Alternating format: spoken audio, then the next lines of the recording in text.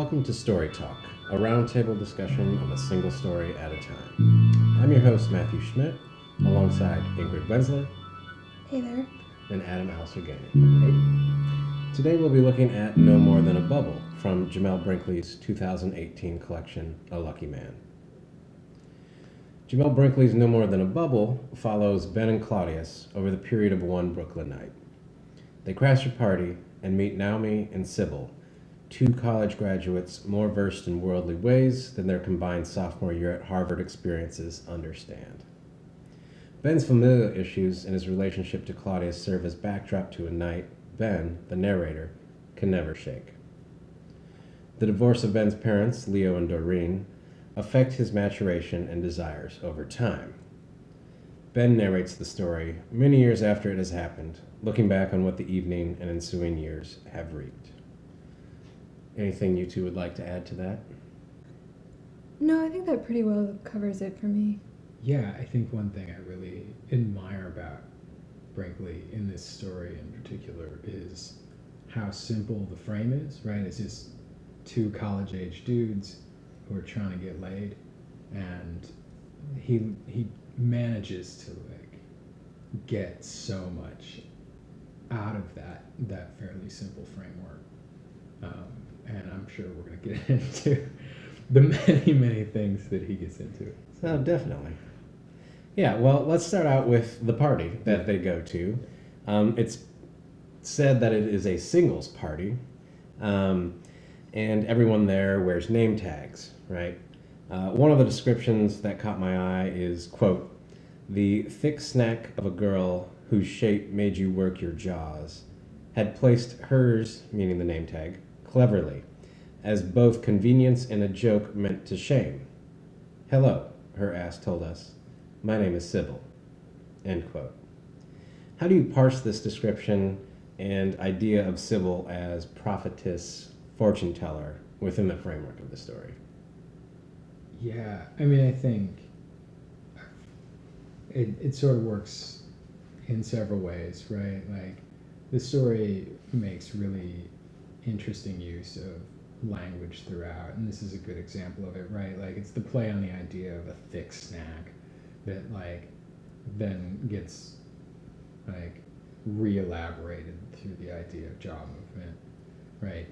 Which you're gonna see weird calls to, right? Like, at one point the boys are later gonna look at Sybil's ass and Ben's gonna say something to the effect of "That's an onion," and Claudius is gonna reply "Make a grown man cry," right? Which is the more sophomoric version of this kind of statement. I think that Sybil is also, the two girls are playing kind of distinctive roles, right? As the two boys are playing distinctive roles, sort of Claudius is doing a sort of lead man, and Ben is doing a side man bit here, and we're going to see those roles sort of shift and change throughout the course of the night. But Sybil is much more of the I think stater of the two girls, right? She is going to assert hard facts to the boys several times throughout the narrative, and if they listen to her throughout, I think they're going to have a very different kind of night than they end up having. I mentioned to you earlier, Matthew, I was looking at versions of this story at one point, right? Now the other girl's name is, right, in the story, it's pronounced Naomi, but Naomi, and originally it was Iris, I believe, and both happen to, have a history of meaning something like beautiful or pretty, or, and I think definitely Iris or Naomi has a real engagement with beauty and is the one that keeps articulating the idea of bubbles and bubbling and, something being bubble and so on and so forth. That's going to do that, right? She's an articulator of what is existing and what is being experienced, and Sybil tends to be the sort of, this is what we're doing, this is why we're doing it, more of an articulator of cause and reason and what should be done.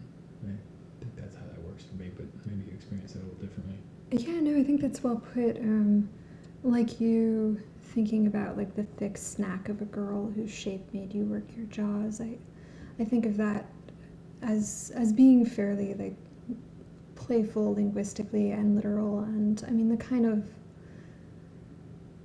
language that's making you see the narrator and how he was seeing at that time very clearly, but also at the same time like flipping it on us and showing us how Sybil sees herself and how self-aware she is, playing with the sticker and the naming of things. I think this is an interesting and smart question in that you're thinking about name tags and about naming and also about Sybil's name and what that tells us. And yeah, I mean, of course, Sybil is a pretty loaded name. We immediately go to prophetess, fortune teller, but really the two girls, I would say, fulfill that role. And I mean, I think one thing that the story is smartly doing is kind of playing with those pairings and the vibe the pair as a grouping creates. So I mean, I think the two girls are differently foreseeing what's going to happen or calling the shots within the story. I think Naomi is the one who actually gets named the prophet of the bubble, and she's got the more sort of prophetess, sort of floaty vibe out of the two of them. I'd say, I think you're right, Adam, to say that Sybil's a little more just the facts man. Yeah, and I think interestingly, I mean, this is a story about young men pursuing sex and the ways in which that is about, right? Like what they believe they're going to get out of this sort of youthful doing something crazy, and Ben's got a whole kind of imagination around that, but also the boys are discussing, right? It's inferred that they're planning out how to get laid, and I think that it turns on them, but it's also about I think in using the word Sybil, you're alluding to something in my mind that is the kind of virginal oracle, and they're looking for something sort of opposite of that, and so they're ending up getting is, Naomi says later, there's always more to what you want than what you wanted, I think is the and phrase. You have to take that too. Yeah. Yeah, the lines, there's more to what you want than what you wanted, you have to take that too. Yeah. It's a good line. It's a great line. Yeah, I mean, they come into this very simply, they had to work their way to this party, though, is one thing that's interesting, because, Ben talks about the fact that, they could go to parties on campus and, maybe something would happen, maybe not, but the chances weren't as good. Something would happen for them because there's more freedom outside the campus. You're out in the world. Things are actually happening in a way that is not as closely monitored as on the Harvard campus would be. Yeah. And yeah, I think, from the get-go, we realized that, this party is more complicated than they bargained for, right? They had to overhear some seniors talking about going to this party, crash the party, and then realize that they're out of their league. Because, one of the things that the narrator tells us is that the language that's being spoken at this party, quote, all sounded like code, right? End quote. This is in reference to Old Dirty Bastard's Brooklyn Zoo and Nomi's statement that, quote, we're bubbling, end quote, and, quote, this song is so bubble, end quote. And we come back to this bubble, as Adam has mentioned already, in several different variations.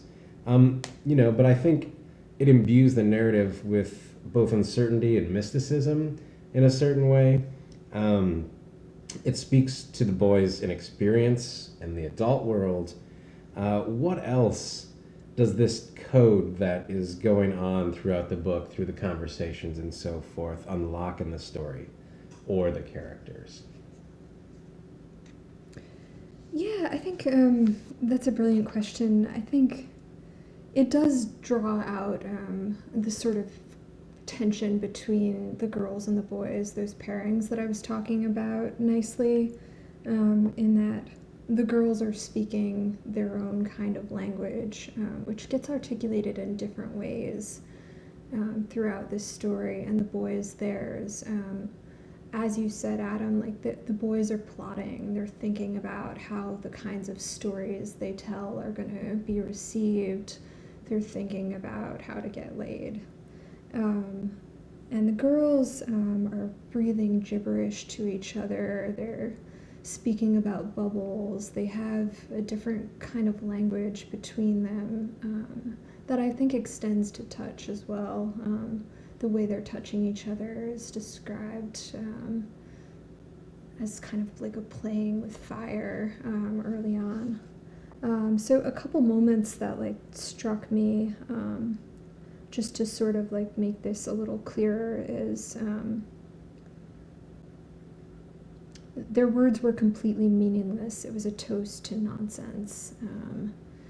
This is the boys thinking about the girls, and they're toasting to things like justice, big words of that kind.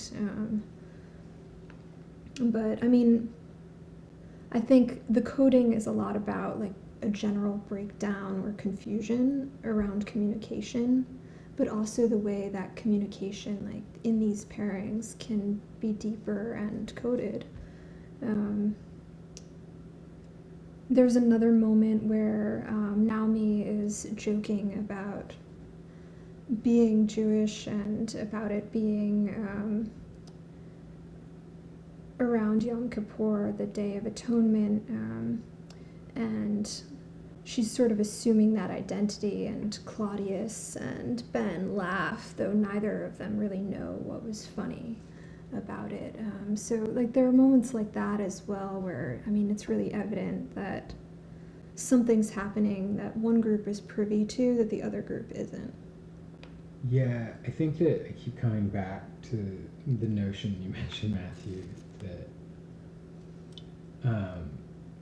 that this is an adult world, and that sort of being an undergraduate is not an adult world. I think, Ingrid, you're hitting it like on the head, that like there's something about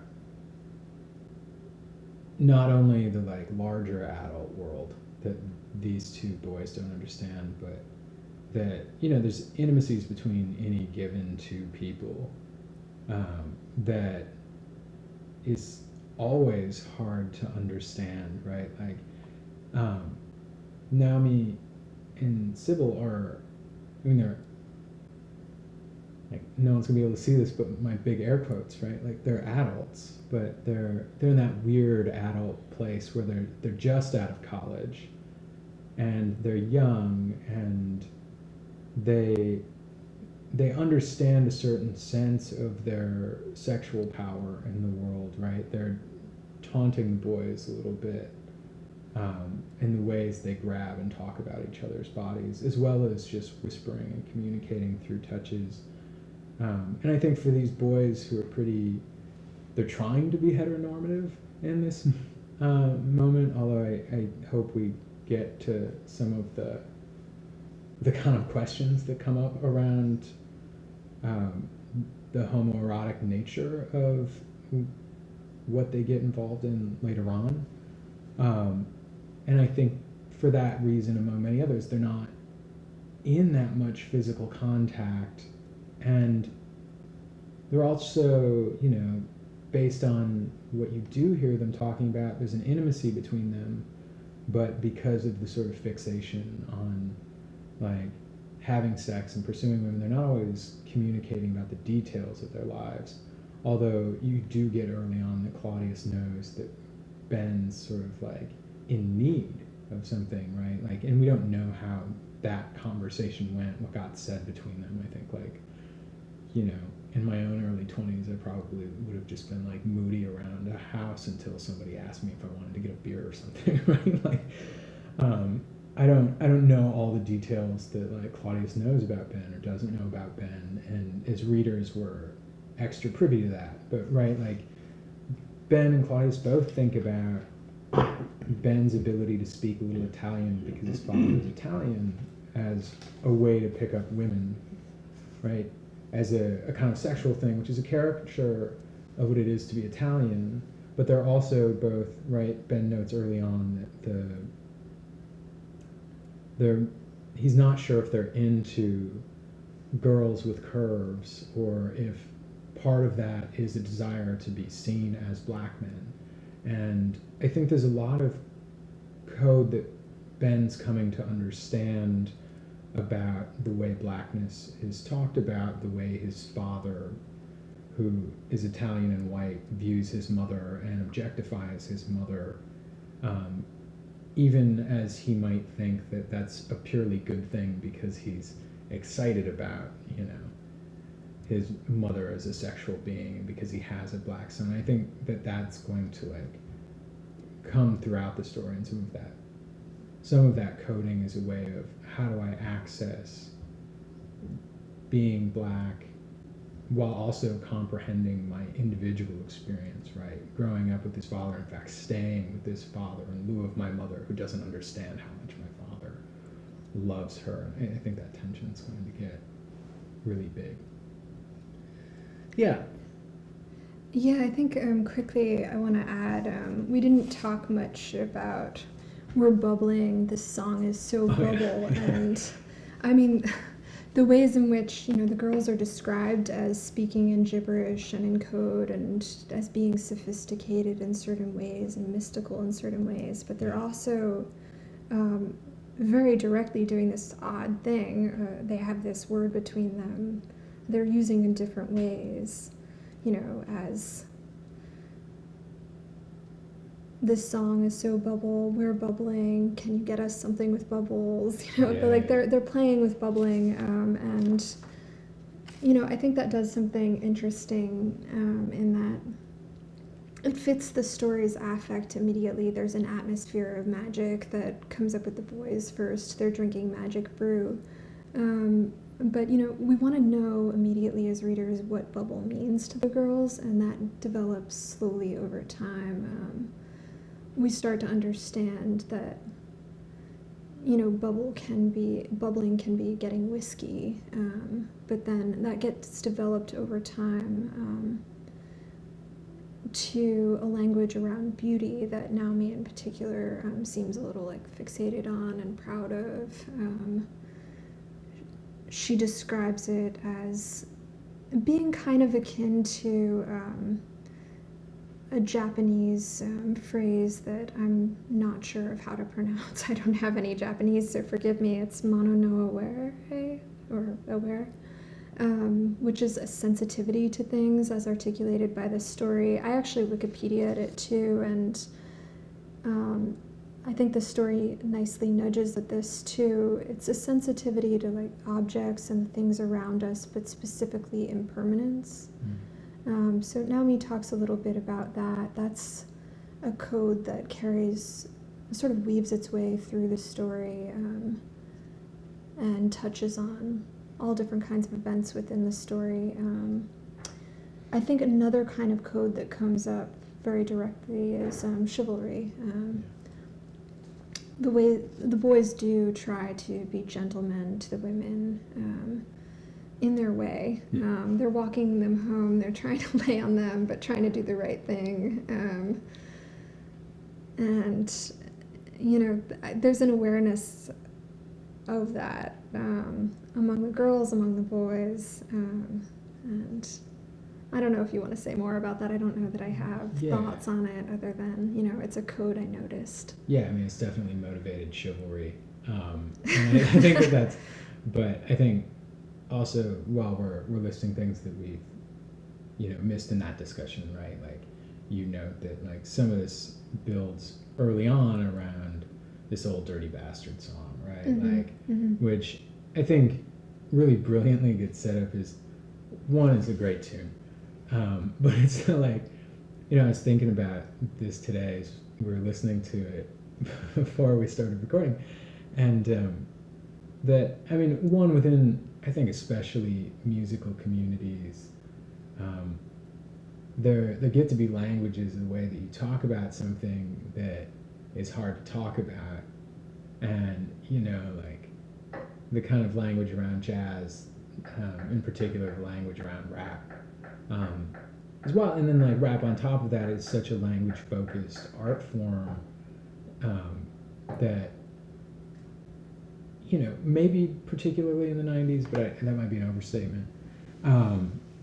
Like, but it's it's a language focused art form that has its own set of idioms, right? Like an old dirty bastard is building a kind of, you know, throughout his career, a kind of idea about identity in a certain kind of community and the things that are going on in his world. But then on top of that, right, the girls are let out of old dirty bastard. They aren't hip to him yet, and presumably neither are Ben and Claudius, but right, like other people are enough to kind of point out that they're behind, right, and to also like have on lock the reason that he's old dirty bastard, right? Like there's no father of his style, and I think that that's a right. Like I think that's something so particular to that time in life, right? That feeling of alienation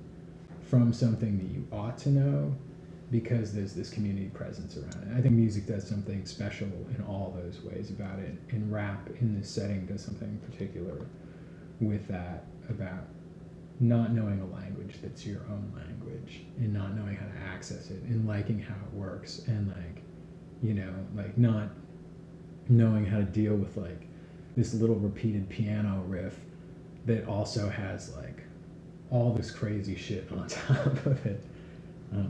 But anyway, I'm just rambling on about my enthusiasm about old dirty bastard. It's warranted, you know. You know, right at that scene too, right after Naomi says this song is so bubble, the narrator Ben says they understood. Well, he doesn't say it. It's just part of the story. They understood the good life according to the image and logic of this word, meaning bubble. Simultaneously noun, verb, and adjective, its glistening surface wet with potential meaning, right? And I keep thinking about like the bubble and how Ingrid was talking about impermanence from the definition that you looked up, and like the idea of the bubble being impermanent, but like also thinking about the bubble in terms of like Ben and Claudius are in the bubble of Harvard. And they're also in an age bubble, and like, you know, knowing old dirty bastard is a certain bubble, right? Like there's a certain crowd that's like hip to old dirty bastard, and even the girls are like outside of that bubble, but they occupy their own type of bubble, right? And you know, I think there is that thing too about music where when you're growing up and you hear a song for the first time, especially played loud at a house party like this, and you really love that song, like there's a feeling that you can't get back again no matter how many times you repeat the song.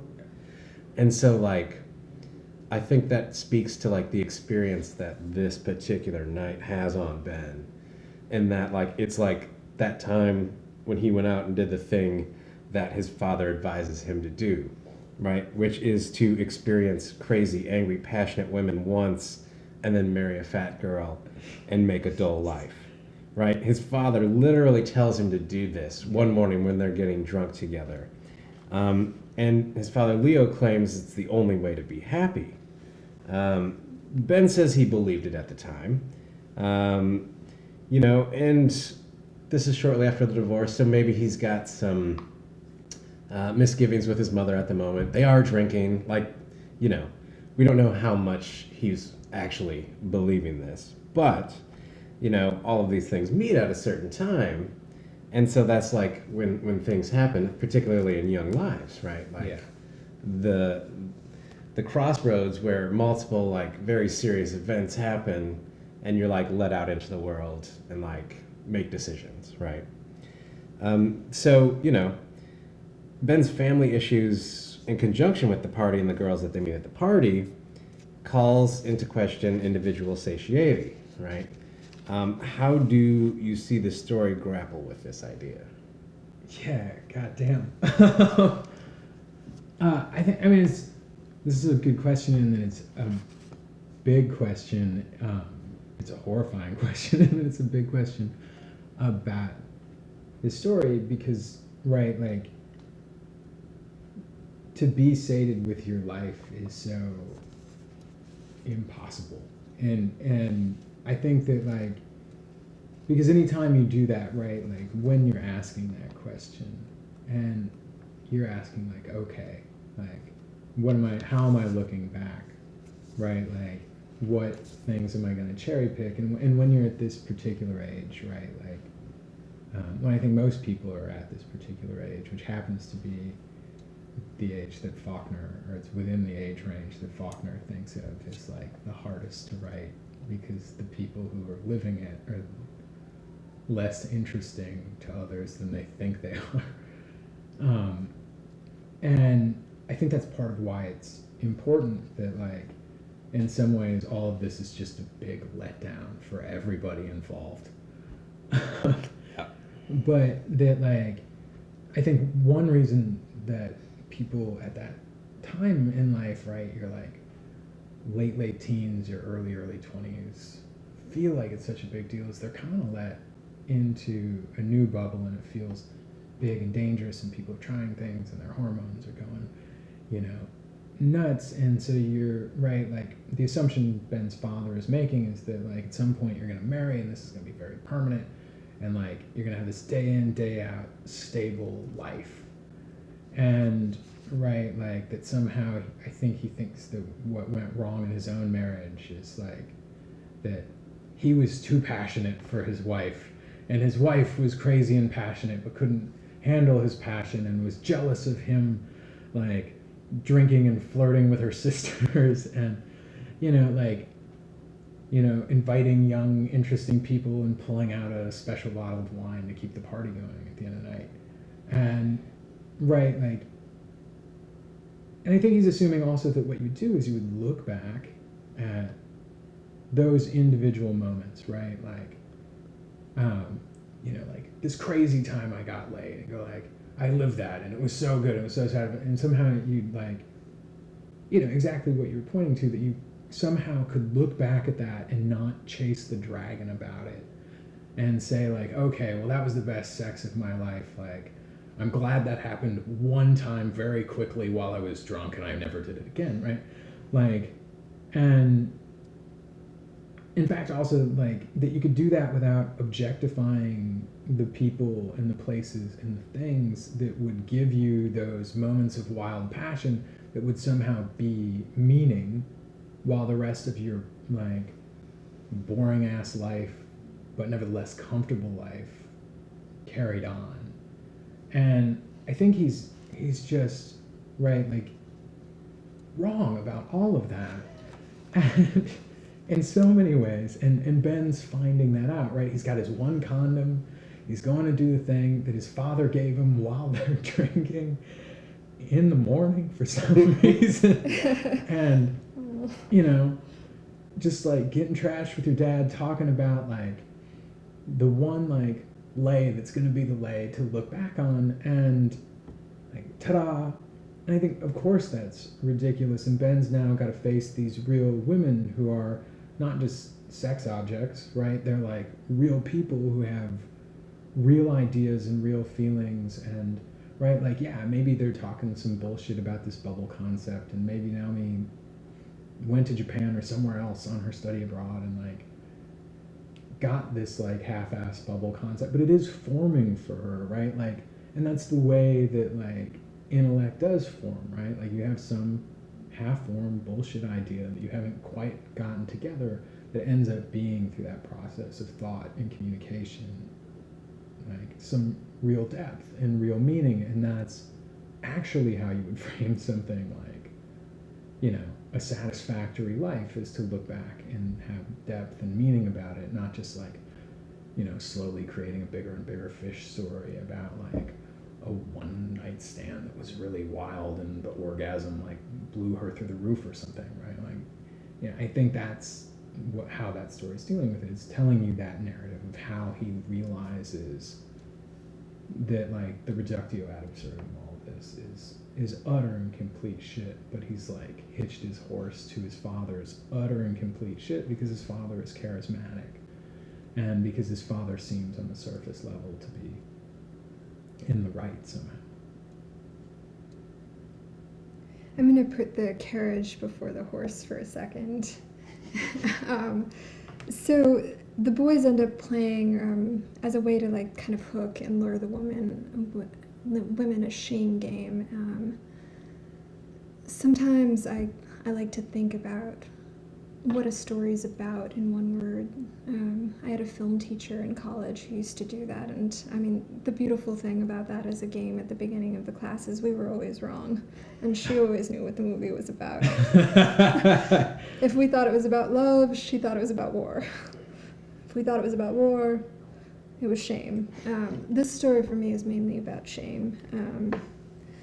And, you know, I mean, I think you're so right, Adam, to smartly link up those family issues with what's driving this story and why we're talking about this night and these 20-somethings, this particular night of all nights. You know, the story opens with Ben talking to Claudius about his father. He's being mopey about that, shouting into the shell of his ear. And, you know, the story is very much driven by the father's story, the advice he gives, the condom he gives. And I think the story is very much grappling with shame. And the reason I want to put the carriage before the horse is I think of this story also as another shame story that is part of the shame game. You know, it could be the story that you tell in that moment. I don't want to get too far ahead of the discussion and talk about like why what happens is so shameful. I hope we get into that a little bit though. I do think like a lot of what this story is grappling with in terms of the father and the mother is their different needs and their different ways of looking at sexuality. So Adam, as you said, the father is very much a charmer and a lover and someone who wants to keep the party going and who wants to tell people what they want to hear and make them feel good and have everyone enjoy. And Ben admires that in his dad and sides with him, partly because he attributes his parents' split to, partly to a moment where his mother catches him with some of his dad's magazines, and his mother comes down on his dad, not on him, about that, and has things to say like, what are you teaching him? And I think those moments are really charged, and I think quietly Ben's looking at his mother in this story a little bit. He's not commenting much in the narration about how his perspective has changed. We don't get that directly, but I mean, you do see in action that he's seeing his mother, he's seeing her touch the magazines, and seeing things that she says to his father, like about respect, and things along those lines. Specifically, we get the line, he loved her, she says, Ben's mother, he loved her with his eyes, but no longer with her heart, with his heart.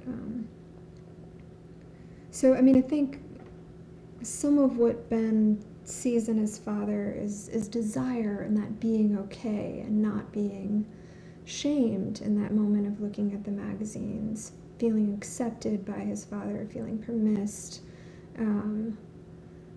and not understanding why his mother would come down on his father for having the magazines or for being this kind of role model, and B, her relationship to sexuality. Yeah, and I think I want to note as an add-on to sexuality, right, like that it's also about the father's infatuation with black women specifically, and like the lens at which he looks at her, which I think Ben is really catching up with, right? But like, I don't speak Italian, I'm gonna pronounce it wrong, but like his nickname for her is Chocolata or chocolate, Yeah.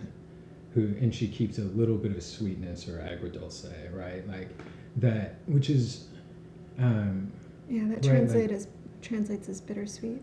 yeah, and it's a little bit of right, like it's loaded. It's so much more loaded than calling someone honey, right? Like, and I think that's gonna right, like eventually to the shame thing, we're gonna get this little tiny scene at a retirement party where like Ben is no longer thrilled to be like shown around by his father, right? Like, and he realizes that he's being shown off. That there's a certain kind of like pride of his father's in like being the sort of man who like marries a black woman, who has a black son, and it's objectifying in a way that he's catching up with at this point, and he doesn't. I think he's only beginning to recognize, in part because, you know, he's had a racially mixed background. He's come from a different environment. His particular collegiate bubble is, you know, an Ivy League university, and so he's entering into what that means to be viewed, to project blackness, but to have this other individual, complicated identity based on who your parents actually are. And I think that, right, like I think both of those things are intertwined in a not at all simple way. And because he's looking at the pornographic magazines when he's 12, he's not catching up to either of those things and why it's shameful exactly. But I think he's feeling the body shame about sexuality and identifying that, and I think he's catching up to the fact that the women he's looking for that are wild and have a quote jungle between their legs, which is what his father says, also means black women specifically, right? Like that's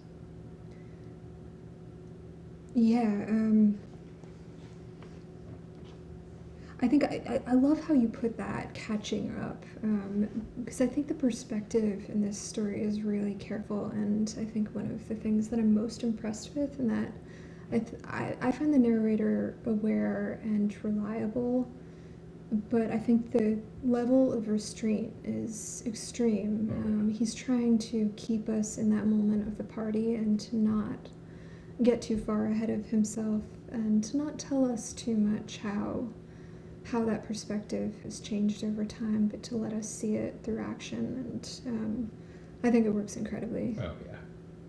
I think it's interesting, right, this conversation on shame, in that it's a learned trait. It's not like inherently in you when you're born. Whereas like something like love maybe could be argued for as being like something you're born with, only to the extent that like you love getting fed, you love being clean, like those types of things maybe. But like that's like a whole nother conversation. Let's stick with shame. Like you learn about shame from society and from the way other people look at you for your actions or your look or whatever, right? And so I think it's telling that like, you know, this part of life is so hard to write about and to reflect upon, because generally speaking, your brain is not developed yet, Yeah. right? Like it's just not there. Yeah. And as I think science shows, right, like boys develop slower than girls, right? And so, you know, they're still like no idea what's going on, and they're making decisions based on things that they've seen. And like, right, Ben's role model is not, you know, the greatest role model as has been outlined, but also like, you know, he comes from you know, multi-ethnic background. He's lived in multiple places. His dad's living in Philadelphia at the time that he's going to Harvard, right? So like he's been through a lot of situations, right? I think we can kind of presume that. Yeah. And so like in trying to like learn about how society views you, and you know, thinking about trying to be like a good person or like some sort of civil person, right? Like these ideas that culture and society like ask us to do, while like maneuvering through different things like school, sexuality, you know, divorce, right? You know, learning about who you are, who your parents want you to be, right? It becomes a very interesting time of life, and it will and does, you know, stick with Ben, like the lessons that he learns here. You know, another thing that Claudius and Ben like to know is where women are from, because they have this idea that women from different regions of the world have their own atmosphere or exoticism, right? And, you know, we're told that Claudius even has ideas about living in New York, and shows or tries to show his worldliness through extravagant headgear, which is a funny thing in the story, right? And so we talked about, Ingrid brought up the shame game that they attempt to play with the girls, where basically the boys tell a shameful story to get a reaction from the girls, right? And this is like a ploy to sleep with them, basically. So, you know, we've talked a little bit about this, but like, what significance do the modes of storytelling offer in the metaphorical bubble of this world? Because, you know, I'm thinking about the fact that, you know, Ben's telling the story from a perspective farther into the future, but we also have like some interweaving, and we have some other things happening in the story. Yeah.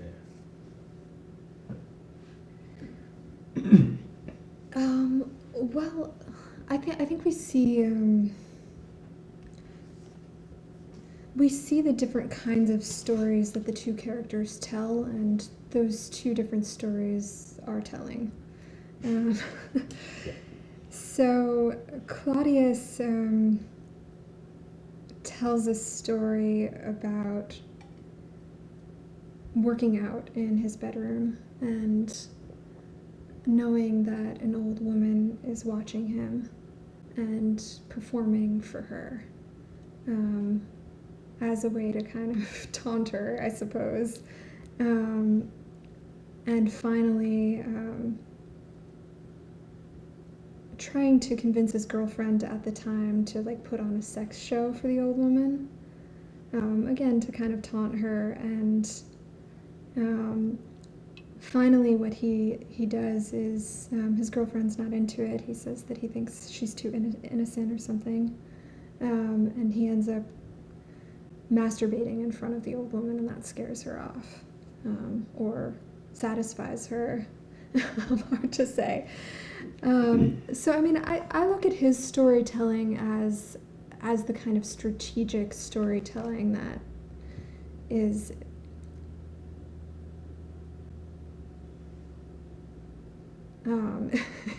is what this game is built around. So it's at once a way to lure these girls, but it's also a way to test them. He's interested in how they're going to react to the story, and apparently the women on his college campus tend to react in one way. Either they're, turned on by this story, aroused, or they're turned off and kind of appalled, or they feel depressed or dejected about it. So, I mean, the stories function to let us see what Naomi and why am I blanking on the other girl? Sybil's reactions are going to be.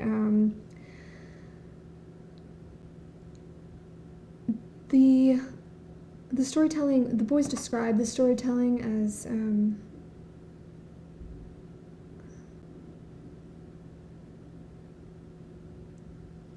as moments where that require patience and a strategic silence. They talk about eye contact and about a kind of hypnosis and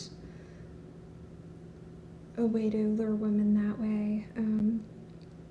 Ben's story ends up being much more rambling. It's about his mother and father and about those magazines. That's how we find out about that. I think his story ends up being one that actually is about shame, although the shame doesn't get articulated very directly. I think this story primes us to believe that he's kind of processing it as he's telling it a little bit. And I mean, I think all of this led me to think a little bit about the game and about shame as a form of intimacy. And I mean, I think if it is to be a real form of intimacy, it probably would have to be the unprocessed kind, Ben's kind. I think his would actually be the successful one, like something that is vulnerable, that I'm sharing, that isn't totally worked out, that I'm not totally comfortable with as a kind of intimacy. However, I think this was a moment in the story that I wasn't surprised by, and that I've heard shame tossed around as a form of intimacy. And I mean, I think there are all kinds of intimacy, and I think I'm not totally convinced that shame is the best route there if what you have to share is that unprocessed shame. Getting a little off topic here, but those are some of my candid thoughts. Were they successful with their stories? No. I mean, they do end up sleeping with the girls, which I hope we'll get into, but in order to stay to the question around modes of storytelling, right? Like, Claudius's story is designed, right? Like, even Ben doubts that the story is real. He's heard it before, but he's not sure that it happened, right? Like, it's to say that someone observed him being handsome and fit and working out. My body, and later we learn when we see Claudius naked that, like, he's got a, like, wellish defined chest and like strong thighs, but like skinny calves and like a beer belly. And but it's also to say, like, I'm sexually experienced. I had a girlfriend in high school. Like, we were, having sex on the regular. I'm bold, right? Which I believe it's Sybil that calls out that, like, he's trying to, like, He thinks he's a freak. yeah, like, and, right, like, she's turning him down, and I think also, right, like, to Ingrid's point, Ben does do something that's way more intimate and vulnerable. He's not playing the game the way that the game's supposed to be played. Yeah, the game is at all. Two dudes who have a story ready that's supposed to, like, tickle the fancy of the kind of girl who would bite at a boy masturbating and, like, take him home and fuck him. And, like, I think Sybil doesn't bite anyway. She calls that story's bullshit. And Ben, like, maybe his story works in that, like, what, like, the girls are looking for is something actually vulnerable and intimate and on that bubble, but the boys get frantic about it, and Claudius is trying to save it and talk about Ben wearing his heart and mind on his sleeve like a desperate like sex lunatic, you know, and like making it nervous and weird from both angles. And the girls abandon them for the rest of the night until they coincidentally, or you know, semi-coincidentally bump into each other outside again. I think the stories, I think they don't work in that way, but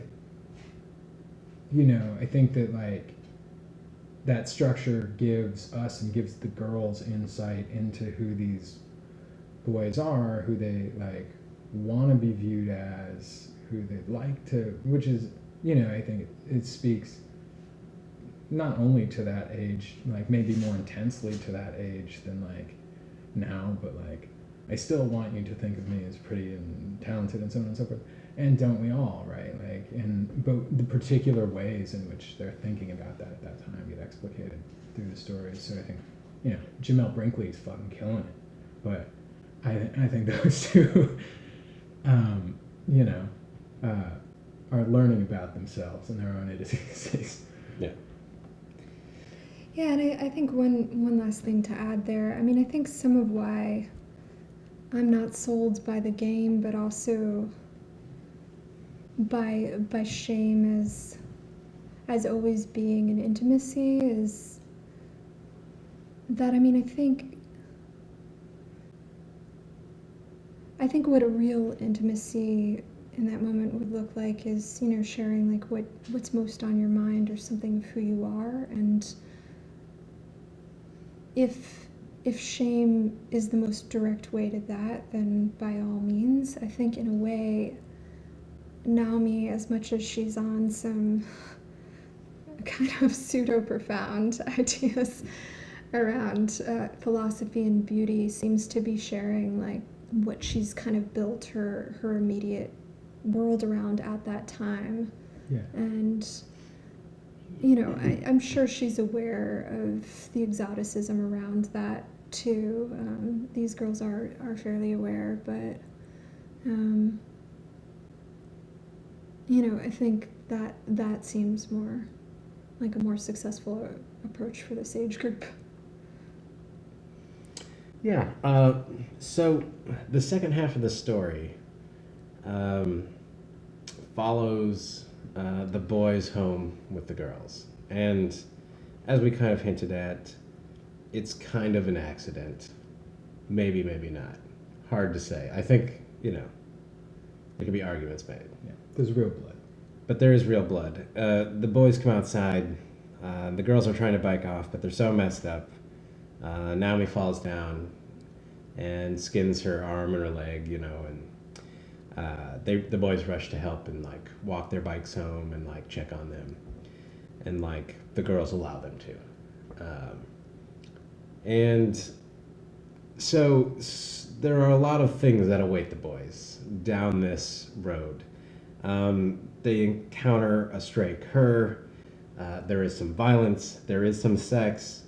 There is exposure, right? And this is why Ben can't forget about this particular night, right?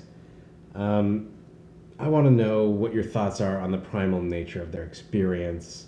Like the way the boys have fixed ideas in their head that don't always line up with reality, and the glory at arriving at the desired destination of an obsession their bodies desire past the point of astonishment. And I use astonishment because that comes up in the story. At one point, Naomi tells Ben to stop being so astonished about everything. Yeah, it makes him look old, is what she tells him. And I've been thinking a lot about that in particular, right? Like, whether or not, like, astonishment is an old person's thing, or whether, right, the way in which he's astonished is noticeable in the way that, like, only people who have experienced life can be shocked at something actually happening. And right? Like, which is different than the kind of perpetual wonder of like a 2-year-old. But you know, I think that there's so many primal things about the end, and there's so many kind of constructions about the end, right?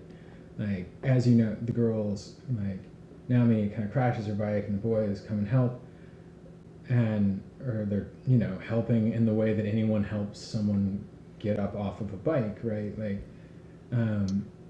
I think whether or not that's an excuse to go like, okay, this night was a bust, the last people who tried to pick us up were like creepy old dudes, like, who got a little handsy in a way we didn't like, but we really want to like get laid, or like whatever it is that like makes that moment. Maybe they're just fucking trashed.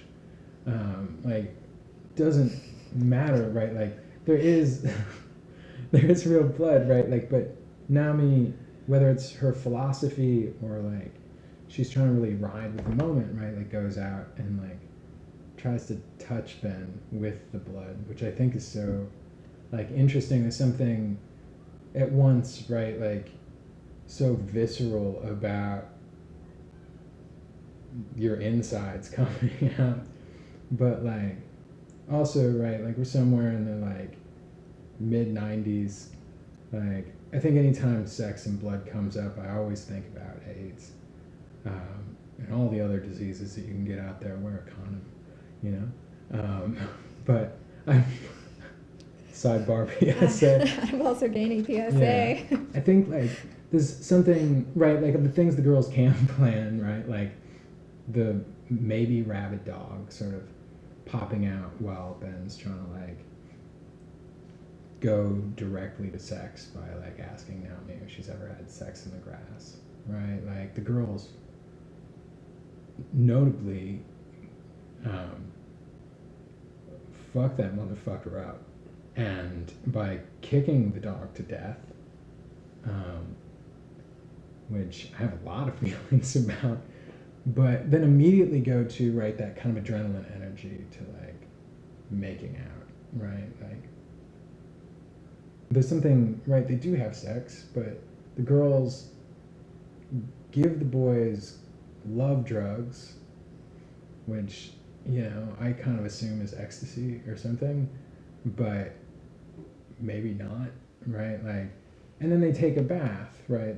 They structure the situation. They tell the boys how to, right? Like, Sybil takes Claudius into a bedroom first, and then like they meet up as a like foursome, and they like tell the boys how they're going to have an intimate experience by making them look at each other and see each other naked, and that they're not going to have sex if that other thing doesn't happen. There's something so strange about, I think, the bodily things that happen there, the blood, the death, the like adrenal reactions, the sex itself, but then amidst that, right, like facing down all the things that aren't exactly primal about it, right, or that are attempts to make and heighten the primal by defining the terms in which you'll experience the primal, right? The girls are doing something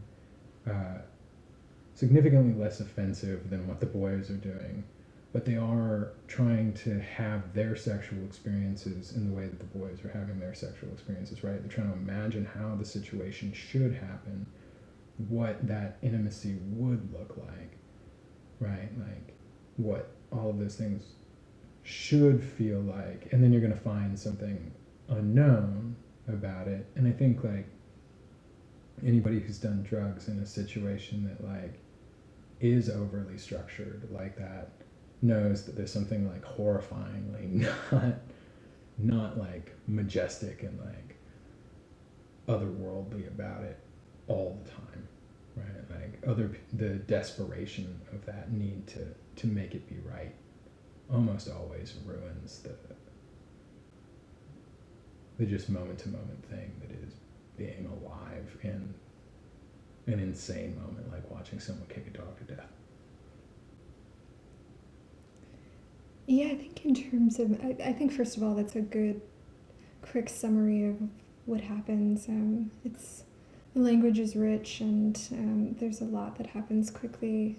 Um, I think in these final scenes, I'm again really impressed with perspective, in that the whole story has this kind of Kerouac type energy to it. It feels like an adventure. It feels like a party. It feels sexy and young and alive. And at the same time, if you're watching all the characters closely, it takes a turn in this final scene. And I mean, depending on who you are and what your attitude towards sexuality is, and who you're paying closest attention to, I think the story can feel really different. I end up watching Claudius a lot, and I get really worried. um, he reacts to the dog in a way that goes against the chivalric code. He uses the group to take as a shield in that moment. He's afraid, and I don't think he ever recovers from that moment. So Sybil immediately goes up and kisses him, and it's a rough, hungry kiss. And I mean, I read him as just being kind of frightened by the dog, but also frightened mainly by the fact that these young women could do this to the dog.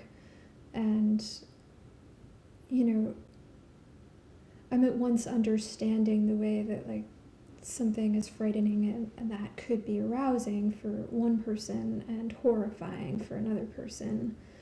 And, you know, I end up watching Claudius looking at the subway, wanting to leave, and going into the girls' apartments with his friend and not quite having an out because of this very specific way that they've traveled to the party. I think, you know, I'm looking back at that point in the story to the beginning, and I'm like, oh, like, this is why this has to be set up this way. Because it's so different with a college party. If you can just go back to your dorm, you have a different kind of out there. Or even if you live in the city, you could, you know, bail on your friend and not be a good friend in that way, but at least have a place to sleep, an easy way to get home. And I start watching him get, like, increasingly entrapped in the situation, taking drugs, taking these pills, but I mean, the situation being so curated, as you say, Adam, and the way that, like, if you're already not in a good headspace, that situation might take a really weird turn for you. So I guess I'm at once really attuned to the Kerouacian primal nature of the experience for Ben, and what an adventure this feels like to him, what an obsession, what a fulfillment of what he's set out to do, sort of, and that he doesn't find like what ends up happening to be like the sex isn't that good for him because he's so focused on where everyone is and that kind of thing. But I mean, I think this is the adventure that he wanted to have, and I mean, I guess I see the shame in the second half sort of shifting to Ben's awareness that he failed to see his friend, because I mean, all the action allows us, the reader, to see Claudius and how he's reacting. So Ben's aware enough that he has those memories. Yeah. And I think, like, that is what the story becomes about for me. I end up really, like, kind of latching on to Claudius and feeling for him. Yeah, and I think in the way that well, there are a lot of mirrors in this story, but I think in the way that, right, the dog death happens and then sex happens is the kind of emotion that we work through. Like, ultimately the story becomes about, as well as shame and misunderstanding is the reason for losses of connection, right? So Yeah. after the moment when we see the, like, sex begin within the story, right? And we go to, and get a kind of summary of what happens. We go to the father's death and the funeral, and right, like Ben's awareness that like his mother, who he's estranged from now that she's living with this other family, he's looking at what he notes are her adult children with her new husband, and he's, I think I would argue that he's recognizing in seeing the time lapse through that, that he's lost a connection to his mother over a very, very long time. And he's realizing that in the face of his father's death. He's also realizing at that moment that along with his mother and her family, he's the only black person at the funeral. And then he goes back to thinking about Claudius as, in this night, as something he keeps coming back to. He's looking for what he's supposed to get out of that his father, tried to introduce him to, and it wasn't the sex itself, which was uncomfortable, but I think it's also, he mentions that people like that, the metaphor in his life are like lips parting, that like there's something, that kind of close attachment leaving, and he remembers Claudius touching him, and he describes Claudius as someone he loved, which I think can have a lot of meanings, but as can a touch in a moment like I'm drugged up and we're having this weird four-way sex that you're not into, and you're on a bad trip and I'm not having fun. But I think it becomes about something that he's lost with Claudius, that we don't see their lives play out, but we know that something about that connection is gone, and that something about this night fractures it, right? It teaches them something which maybe they both need to learn. I think probably they definitely need to learn some things about, sex and romance and all of that in the way that many young people do. But I think this is a particularly horrifying way to have that happen. And I think, to my earlier point, I don't know if that vulnerability about seeing each other is about, recognizing a level of attraction to other men, if it's about the dog death, if it's about just the discomfort of the thing, if it's that he just really loved that fez hat he was wearing all night that got crumpled. Yeah. But I think that, right, like that conclusion is brutal, and I don't entirely know what to do with it. Can I read that last line or so? Because I think it's so rich and beautifully written, and I mean the kind of ending that really shimmers and makes you question what is this all about? What is this story about? Finally, so all at once an acute ugliness shuddered into being, a face revealed within his face, and he must have seen it within mine too. I'd been that way with people in my life, with people I have loved. A fine dispersal or rupture as quiet as two lips parting. A change so sudden one morning, so slight, you wonder if they'd ever been beautiful at all. So we get that not long after, as Adam says, there's a moment between the boys where Claudius has touched Ben's shoulder afterward, and this is Ben sort of looking at Claudius's face. I think there are a few different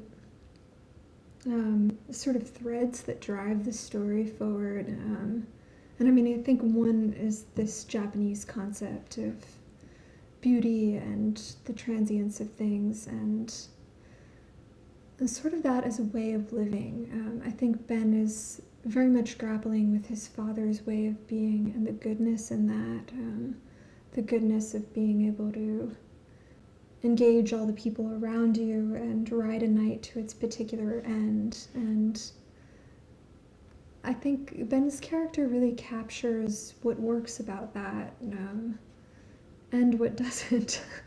I mean, I think he's ready to explore this night and what happens, and has this experience.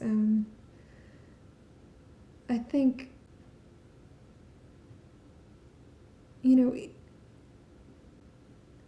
with one thing about his imagination of what he wants, and Naomi's command, you have to take that too, is that he is just imagining laying on these women vaguely, not imagining this elaborate scene. And I mean, these girls, to their credit, are imaginative with their bubble bath and looking at each other in the way they do, and then making the boys do that. There's something a little bit like, I mean, at once curated and controlling about it, though, that feels a little violent in a way that echoes the dog thing, but I mean, also playful. And I mean, I think that scene really rides into the ending nicely. And I mean, something we haven't talked about very much in this story, all the play with masks and identity and naming. I think I read this final line as being a lot about seeing each other in this bare, sort of raw way, and because of the intensity of what's just happened, not being able to get into that transient space where you're an appreciator of beauty, but having the moment kind of weigh down on that gaze. So, yeah, I think when the girls make the boys look at each other, like, this is where I come back to, like, I asked some early questions about their naming of like them being prophetesses or fortune tellers, and like I think a couple things happen here. One being they force each other to look at themselves as if they were the friend looking at them, right? To truly see like what it appears to be they are, at least in the other person's mind, with no frills. But like the other thing is, I think they realize that they're playing out a sort of, culturally acceptable fantasy in being like young college boys trying to have sex with girls, and realizing that's not actually what they want. Because it's done, in my mind, in my reading, it's done with a single word, because we get the fact that they're the two girls leave Ben and Claudius in bed, and it says, "Among the strangest touches I felt, there was my friend's hand gripping my shoulder. Long after Naomi and Sybil had left us alone in the bedroom, I gasped when Claudius first touched me. I didn't look back at him, and I didn't move his hand. I just lay there on my side with my eyes closed and tried not to be awake anymore. When I finally rose, it was past noon." And then that's when he looks at Claudius, and Ingrid has read the ending part there. And it's done with first. I gasped when Claudius first touched me, right? It's not when Claudius touched me. Yeah.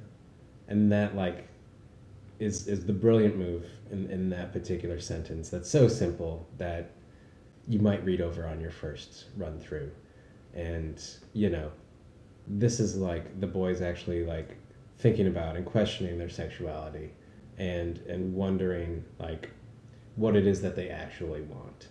And like I think in some respect, like that's what the story is trying to like ask us to do, is like think about desires, think about what is expected of one, what one thinks one wants, what one gets, and what one ultimately actually wants, right? Like all of these things like kind of coming together over this one night. So thank you for joining us tonight, friends. I hope you will go check out Jamel Brinkley, and we will see you next time. Thanks for hosting us. Thanks for introducing us to the story.